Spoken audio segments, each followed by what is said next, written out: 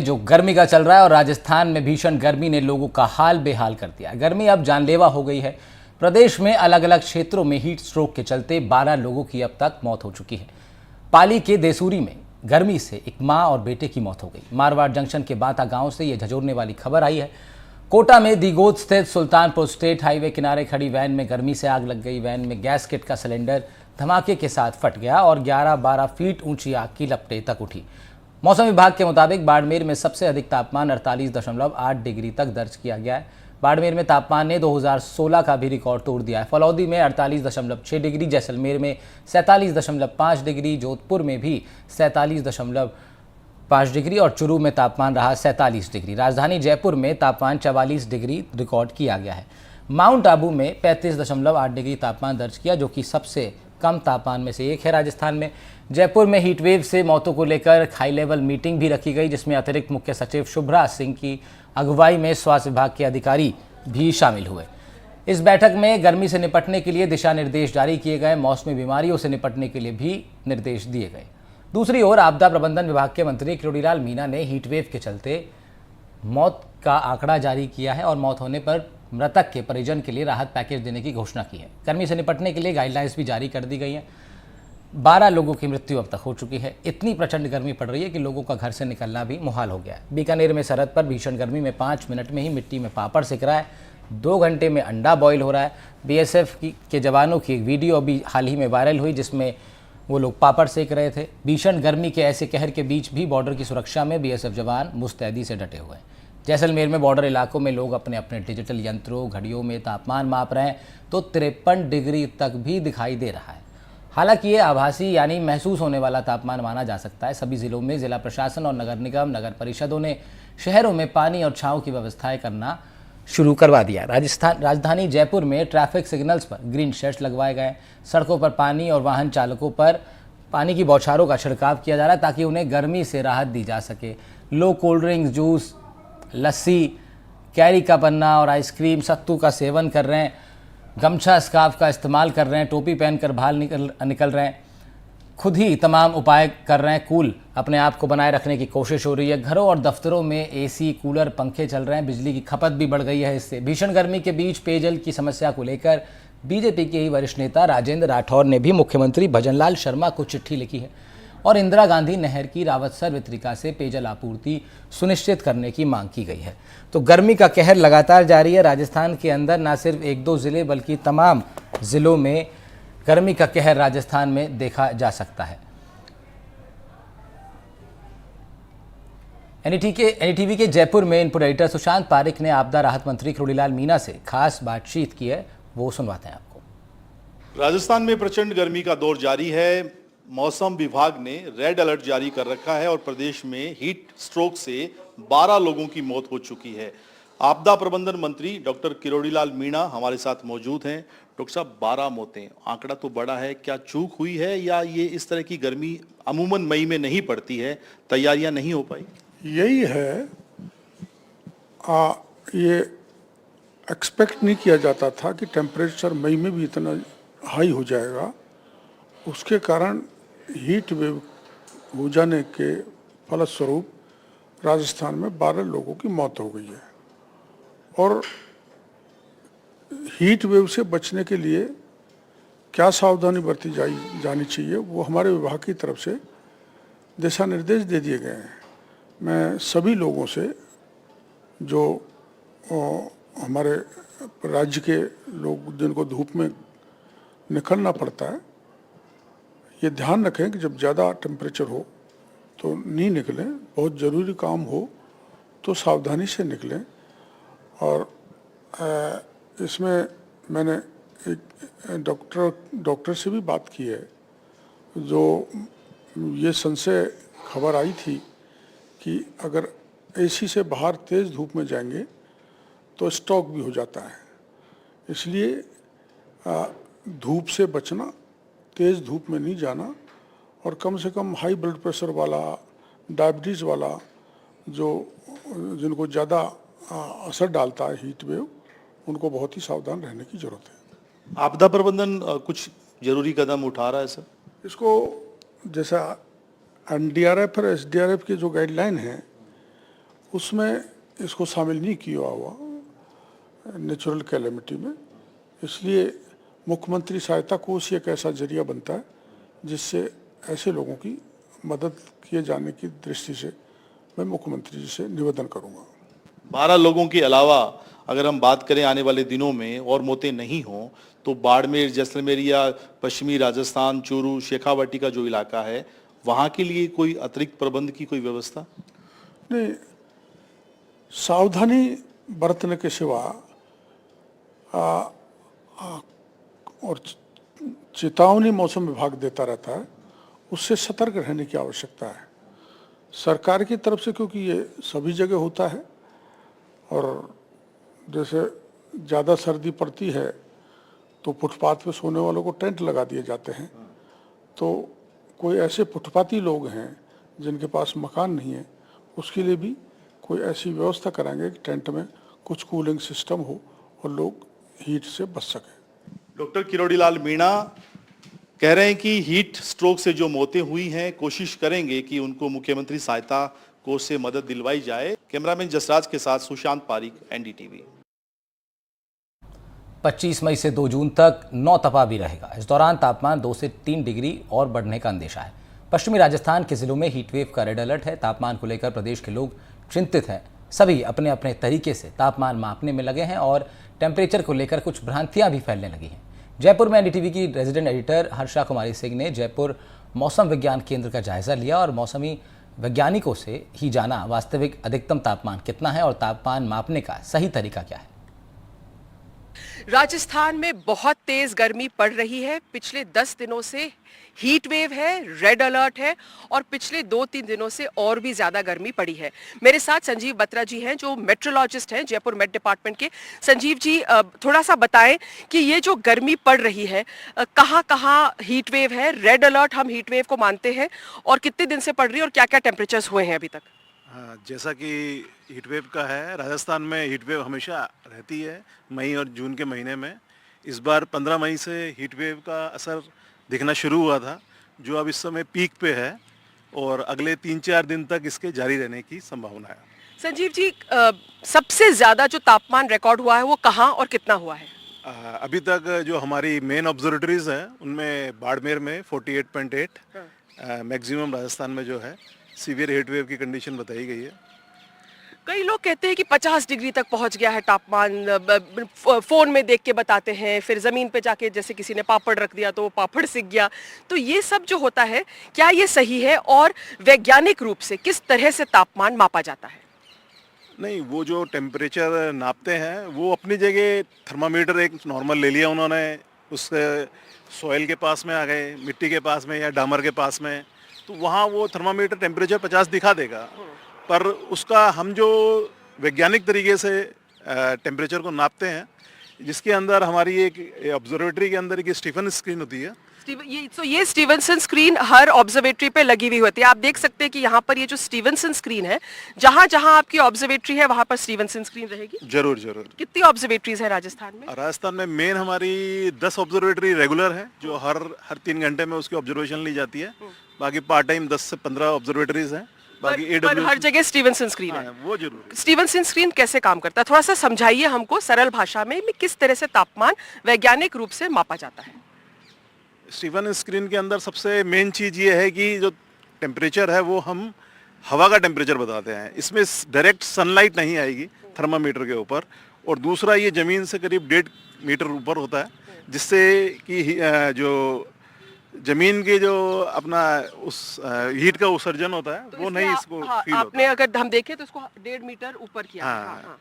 और इसमें क्या फील नहीं होता जी? इसमें मतलब एक तो डायरेक्ट सनलाइट नहीं आएगी, और दूसरा इसका जो नॉर्दर्न हेमिस्फीयर में मुंह है वो नॉर्थ की तरफ रहता है, सदर्न दक्षिण उसमें दक्षिण की तरफ रहता है।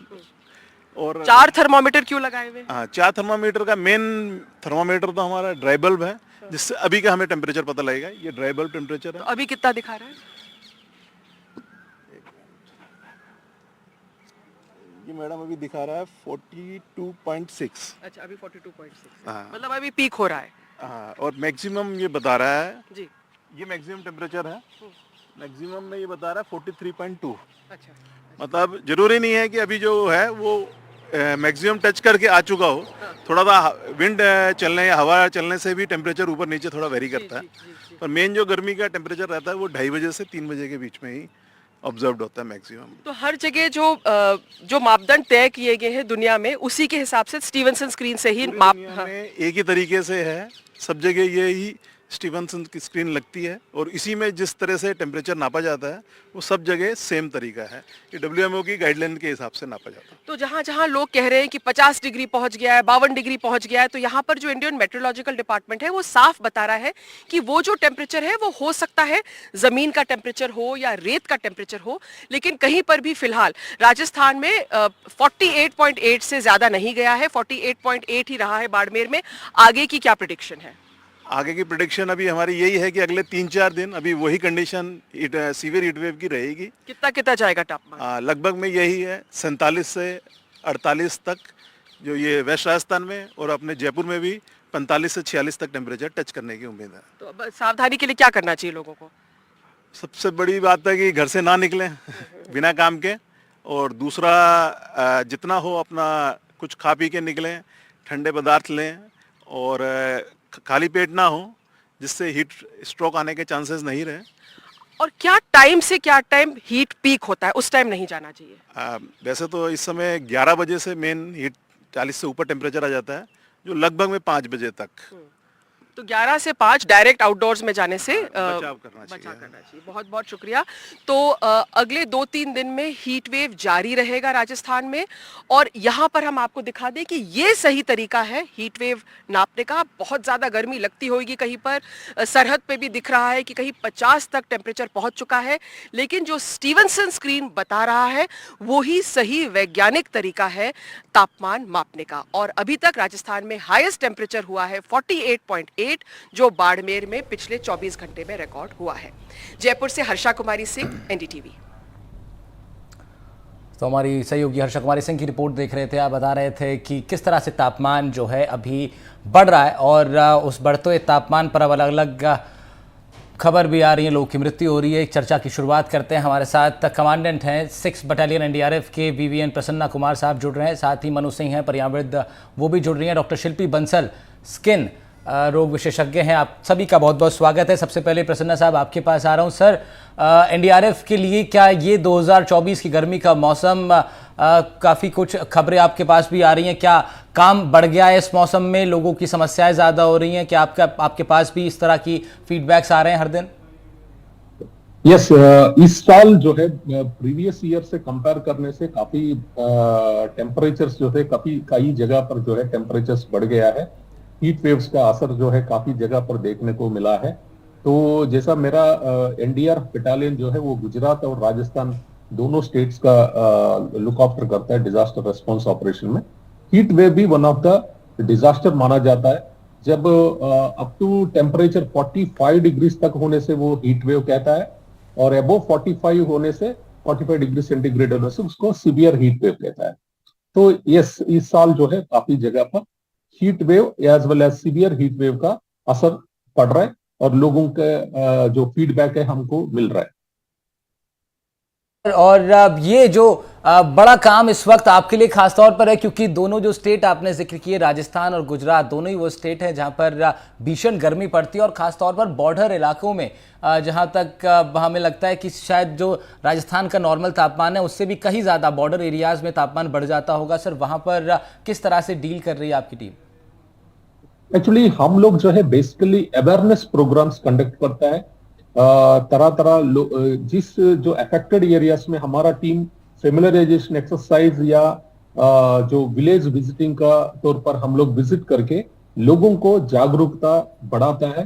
हीट वेव का टाइम पर क्या प्रिकॉशंस लेना है, क्या डूस एंड डोंट्स जो है क्या करना चाहिए, इस टाइप का हम लोग जो है फेमिलराइजेशन एक्सरसाइज का थ्रू करता है। तो सर, एक बड़ा सवाल इसमें यह भी है कि लोग ये जरूर जानना चाहेंगे कि क्या इसमें गाइडलाइंस क्या है सर केंद्र की तरफ से? आम जन जो है वो इन चीज़ों को नहीं पढ़ पाता, नहीं समझ पाता। क्या इस मौसम में कितने तापमान पर या किस तरह की स्थिति में स्कूल की छुट्टी कर देनी चाहिए, या जो जिस तरह बॉर्डर एरियाज का हम जिक्र कर रहे थे वहाँ पे अलग से कुछ सुविधाएं प्रशासन की तरफ से दी जानी चाहिए? क्या कुछ गाइडलाइंस हैं सर सेंटर की? एक्चुअली सेंट्रल गाइडलाइंस जो है time to time state governments को वेदर वॉच का रूप में, आईएमडी प्रिडिक्शंस के रूप में उनको इश्यू करता है। बेसिकली जिस जगह पर अप्रोक्सीमेटली 42 से एबोव होने से क्या होता है कि उससे असर लोगों का ऊपर पड़ना शुरू हो जाता है। तो उससे अवॉइड करने के लिए नॉर्मली क्या है, छुट्टी बच्चों को देने से क्या होता है कि वो हीट का जो एक्सपोजर नहीं मिलता है। और दूसरा जो है, जैसा वर्कर से, लेबरर से, इन लोगों का भी मैक्सिमम जो है 1 to 4 o'clock का बीच में इनका रेस्ट देने से वो हीट वेव से जो है बच सकता है।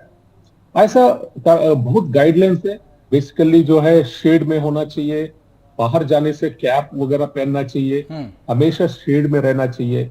इस टाइप का कई प्रिकॉशंस जो है time to time central government जो है स्टेट गवर्नमेंट्स को टाइम टू टाइम इंस्ट्रक्शंस दिया जाता है। ठीक है सर। तो एनडीआरएफ लगातार जागरूक कर रही है लोगों को और कोशिश कर रही है कि किसी भी तरह की समस्याएं जो लोगों को आती है तो उसमें एनडीआरएफ भी उन गाइडलाइंस को पहुंचाने की कोशिश कर रही है। बहुत बहुत शुक्रिया commandant 6 battalion NDRF VVN Prasanna Kumar ji जुड़ रहे थे हमारे साथ। शुक्रिया सर आपका। हमारे साथ एनवायरमेंटलिस्ट हैं मनु सिंह जी भी जुड़ रही हैं और त्वचा रोग विशेषज्ञ डॉक्टर शिल्पी बंसल जी भी। शुरुआत करते हैं, साथ साथ श्रीकांत व्यास हमारे संवाददाता भी जुड़ रहे हैं। श्रीकांत, मैं आ रहा हूं आपके पास। मनु सिंह से एक सवाल ले लेते हैं। मनु, पर्यावरणविद के नाते से आपको क्या लगता है कि ये मौसम पिछली बार के हर गर्मी पर भारी है, कई जगहों पर कई कई साल के रिकॉर्ड टूट रहे हैं, कितना ज्यादा प्रभावी इस बार आपको गर्मी का प्रकोप दिख रहा है? मनु, परिवर्तन जो है उसकी वजह से वैश्विक तापमान में वृद्धि हो ही रही है और इस साल जो हम देखेंगे कि पिछले सारे वर्षों के जो रिकॉर्ड हैं वो टूट जाएंगे। लेकिन हुआ क्या कि अगले वर्ष इससे भी गर्म होगा, क्योंकि ये जो एक तरह का कुचक्र हमने प्रकृति के दोहन से और गलत तरह का जो उपभोग किया है उसकी वजह से जलवायु परिवर्तन हो रहा है। उससे हर ऋतु इस तरह से एक त्रासदी बनता जा रहा है। अभी हमें गर्मी त्रासदी लग रही है, ग्रीष्म ऋतु जो है वो त्रासदी लग रहा है। आने वाले समय में हमें मानसून त्रासदी लगेगा। दो तरीके से त्रासदी लगेगा। जहां अल्प वृष्टि होती थी वहां पर रेगिस्तानीकरण हो जाएगा और जहां अतिवृष्टि होती थी वहां पर बादल फटने की घटनाएं बढ़ती जाएंगी। तो ये जिस प्रकार का दोहन है और इसीलिए सारे राष्ट्र अपने राष्ट्राध्यक्षों के साथ मिलकर चिंतन कर रहे हैं, मनन कर रहे हैं, लेकिन अभी भी जमीनी तौर पर उसका कोई भी इस पर बात करेंगे मनु, इस पर जरूर बात करेंगे कि तमाम जो बैठकें होती हैं बड़ी बड़ी और ग्लोबल लेवल पर भी होती हैं, इन बैठकों का नतीजा क्या निकला और कितना वो इम्प्लीमेंट हो पाया, इस पर बात करेंगे। लेकिन पहले श्रीकांत व्यास हमारे सहयोगी जुड़ रहे हैं ग्राउंड से, उनके पास चलते हैं, जरा मौजूदा हालातों का जायजा ले रहे हैं वहां पर। श्रीकांत, क्या स्थिति है? राहुल, तपिश भरी गर्मी ने लोगों का घर से निकलना जो है वो मुश्किल कर दिया है। पश्चिमी राजस्थान की जो धरती है वो भट्टी की तरह तप रही है। शहरी इलाके में तापमान 47.5 और 48 के बीच दर्ज किया जा रहा है। वहीं अगर बात करें बॉर्डर इलाकों की तो वहां तो कहना ही था, जो गर्मी का 3rd डिग्री टॉर्चर कहें तो अतिशयोक्ति नहीं होगी। बीएसएफ के जवान देखिए कितने ही फौलादी शरीर के होंगे, 53 और 54 डिग्री के अंदर उस तपती रेत के अंदर बॉर्डर पर जो है वो रक्षा कर रहे हैं देश की सीमाओं की। और कल का जो तापमान था बॉर्डर का वो 53.1 से 53.3 डिग्री के आसपास था। वहीं परसों जो है वो 54.3 डिग्री तापमान दर्ज किया गया। तो आप समझ सकते हैं कि गर्मी उन लोगों की किस तरह जो है वो जान निकाल रही है। इसी के साथ अगर बात करें शहरी इलाकों की तो वहां भी तापमान जो है वो 2016 के बाद इतना बढ़ा है, करीब 8 साल बाद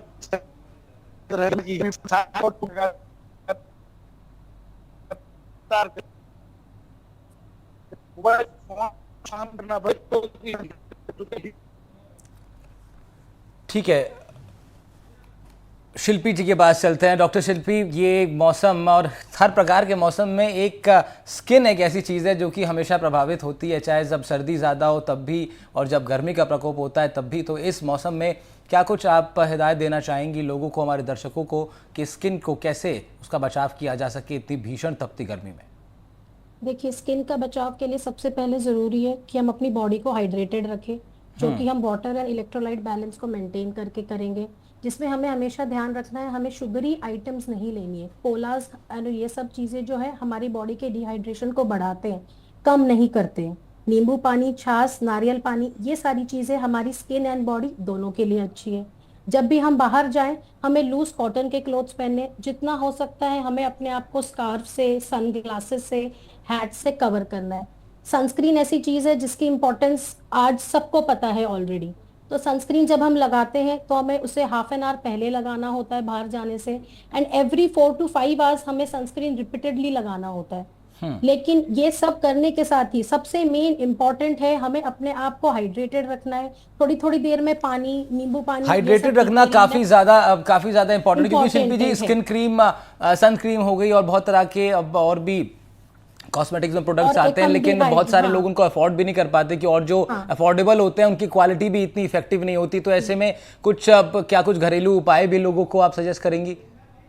देखिए, अगर ऐसी स्थिति है कि आप सनस्क्रीन नहीं लगा सकते तो हमें जितना हो लूज कॉटन फुल स्लीव्स के क्लोथ्स हम पहन सकते हैं जो कि कॉटन के हो, तो वो हमें प्रिवेंट करते हैं। अम्ब्रेला लेके हम बाहर जा सकते हैं क्योंकि अम्ब्रेला लेके जाने से भी हमारी स्किन प्रोटेक्ट होती है। सेकेंडली, डिहाइड्रेशन है या नहीं ये हमारी स्किन से ही हम चेक कर सकते हैं। अगर हम अपनी नकल की स्किन को इस तरह से उठा के चेक करें और अगर वो 2 सेकंड के अंदर वापस जाती है तो आप डिहाइड्रेटेड नहीं है, और अगर वो नहीं जाती है तो आपकी बॉडी डिहाइड्रेशन की तरफ जा रही है। क्या शिल्पी जी, ये तो जरूर जानना चाहेंगे, दर्शक हमारे इसको समझना भी चाहेंगे। जरा प्लीज आप किसको अगर आप करके दिखा पाए उनको एक बार। ये बेसिकली ज्यादा बच्चों में और छोटे बड़े अडल्ट्स में यूज होता है। हाँ। हमारी जो स्किन है ये एक तरह से हमें डिहाइड्रेशन है या नहीं हमारी बॉडी को बताने में हेल्प करती है। अर्ली साइंस हमें इससे पता चल सकता है कि हमारी बॉडी डिहाइड्रेशन में, अगर हम अपनी नकल की स्किन को उठाएंगे तो, नकल की स्किन को उठा के जब आप इसको रिलीज करते हैं तो ये देखिए ये स्किन इमीडिएटली वापस चली जाती है। अगर ये विद इन 1 to 2 सेकेंड्स वापस नहीं जाती है, एक ऐसे टेंट टब जैसे बन जाता है, तो इसका मतलब आपकी बॉडी में पानी की कमी हो रही है। तो स्किन हमें एक तरह से हेल्प करती है इसको अर्ली डायग्नोस करने में, और हम अपने ताकि मेजर्स ले सके, हम अपना समय रहते इलाज करा सके। ओके, और अगर वो नहीं जाती है तो फिर हम डिहाइड्रेटेड हैं। हाँ, हम डिहाइड्रेशन, राइट। तो ये देखिए, ये डॉक्टर शिल्पी जी ने बहुत अच्छी ट्रिक एक बताई है जिससे आप लोग क्योंकि पूरा दिन बाहर रहते हैं और कई बार जिस तरह उन्होंने बताया कि कोल्ड ड्रिंक और बाकी सारे सॉफ्ट ड्रिंक्स पीकर हमें लगता है कि हम हाइड्रेटेड हैं, लेकिन हम हाइड्रेटेड होते नहीं हैं। तो ये आप चेक कर सकते हैं। मनु सिंह जी, मैं आ रहा था उस विषय पे कि बहुत सारी बैठकें होती हैं ग्लोबल लेवल पर और स्टेट लेवल्स पर बड़ी बैठकें होती हैं। अभी मैं शो के इंट्रो में बता रहा था कि अधिकारियों ने बैठक ली है इस बड़े विषय पर और हाई लेवल मीटिंग्स हुई हैं। ये इतनी सारी मीटिंग्स होती हैं, इनका नतीजा किस रूप में निकलता है, ज़रा ये थोड़ा सा बताइए, कहाँ पर वो दिखाई देता है, कि क्या चीज़ें ऐसी हैं जो दिखेंगी तो पता लगेगा मीटिंग का असर हुआ है? देखिए, नतीजा तो हम देख ही रहे हैं। विश्व में अब तक जो सबसे अधिक तापमान रिकॉर्ड करा गया था वो 56.7 जमीन का तापमान डेथ वैली 1917 यूनाइटेड स्टेट्स में रिकॉर्ड करा गया। मैंने कल भी एनडीटीवी के शो में घोषणा ही कर दी थी कि हमारा तापमान भी जल्दी 50 से ऊपर चला जाएगा जमीन से जो मापा जाता है। आज राजस्थान के इलाके में 53 डिग्री ऑलमोस्ट टच हो गया। और मैं आपको ये बात स्पष्टता से कह सकता हूँ कि जो डेथ वैली का रिकॉर्ड है अगले 3 या 4 दिन में राजस्थान के जो बॉर्डर वाले इलाके हैं उसमें टूट जाएगा अगर हम मेजर करते हुए जारी रखें। ये जितनी भी समस्या है इसकी विकरालता जो है उसको अगर हम हरा सकते हैं तो एक समग्र चिंतन, समग्र प्रकृति की अवधारणा, ऐसी विकास की अवधारणा जिसके केंद्र में सिर्फ एक नंबर्स को या पैसे को पाने की लालसा ना हो, लोलुपता ना हो, अपितु उसके केंद्र में प्रकृति को साथ लेकर चलने वाला विकास हो, तो ही हम बच पाएंगे। नहीं तो इसके जो लेकिन क्या इससे संघर्ष करने के लिए आपको हमारा सिस्टम तैयार दिखाई देता है? आप भी बाहर निकलते हैं, घूमते हैं, सब जगहों पर जाते हैं, क्या हमारा सिस्टम तैयार है इस प्राकृतिक समस्या से निपटने के लिए? राहुल जी, आप खुद इस बात को चिंता करिए और हम सब इस बात को सोचें। देश में आम चुनाव चल, क्या पर्यावरण प्रकृति मुद्दा है? क्या कोई भी राजनीतिक दल के एजेंडे में प्रमुख रूप से प्रकृति या पर्यावरण का विनाश या प्रदूषण? दिल्ली एनसीआर में प्रदूषण से 10 लाख लोग हर साल अपनी प्रातरिक्षा खो देते हैं और काल के गाल में समा जाते हैं। क्या हम समाज के रूप में प्रेशराइज कर पा रहे हैं अपने राजनीतिक दलों? क्या और क्या राजनीतिक दल इस पे ठीक बात है, ठीक सिर्फ बात है। बाहर इसलिए जाकर इसका मतलब ये है कि कुल मिलाकर फिर इसका मतलब तो बड़ी बात ये हुई हत्या कि solve हो सबसे जाएगी। पहले तो फिर तो सबसे पहला विषय ये आया इस बात से निकल के तो कि क्या ये गर्मी का प्रकोप, भीषण गर्मी, ये कोई मुद्दा है भी या नहीं? क्या ये सच में एक समस्या है? अगर है तो क्या हम इसको स्वीकार कर रहे हैं? क्या हम मान रहे हैं कि ये एक समस्या है, हम एक प्रॉब्लम के साथ डील कर रहे हैं? ये जो माइंडसेट है ये जब तक नहीं आएगा तब तक इस विषय पर उतनी तेजी के साथ या उतना इफेक्टिव रूप से काम होता हुआ दिखेगा नहीं। क्योंकि अगर ऐसा होता तो जिस तरह मनु सिंह जी ने कहा, राजनीतिक पार्टियों के मैनिफेस्टो में ये प्रमुख मुद्दा होता। डॉक्टर शिल्पी आप हमारे साथ जुड़ी, मनु सिंह जी आप भी हमारे साथ जुड़े और इस विषय पर आप लोगों ने अपनी बात रखी है। शिल्पी जी ने बड़ा अच्छा वो बताया कि अगर आप अपनी नकल की स्किन को ऊपर ऐसे खींचते हैं, अगर वो 2 सेकंड में नीचे चली जाता है तो अब आप हाइड्रेटेड हैं, अदरवाइज ये भी एक तरीका है जिससे आप चेक कर सकते हैं। तो बहुत बहुत शुक्रिया इस तरह की दिलचस्प जानकारी